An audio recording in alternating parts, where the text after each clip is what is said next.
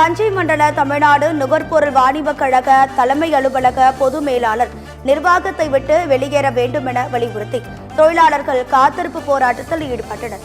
பொது மேலாளர் ராதாகிருஷ்ணன் நிர்வாகத்தால் அராஜக செயலை கண்டித்தும் பெண் பணியாளர்களை இழிவுபடுத்துவதை சுட்டிக்காட்டியும் போராட்டம் நடைபெற்று வருகிறது. ராதாகிருஷ்ணன் நிர்வாகத்தை விட்டு வெளியேறாமல் தொடர்ந்து பணியில் நீடித்தால் தொடர் வேலைநிறுத்த போராட்டத்தில் ஈடுபட போவதாக தஞ்சை மண்டல அனைத்து தொழிலாளர்கள் மற்றும் தொழிற்சங்க நிர்வாகிகள் எச்சரித்துள்ளனர்.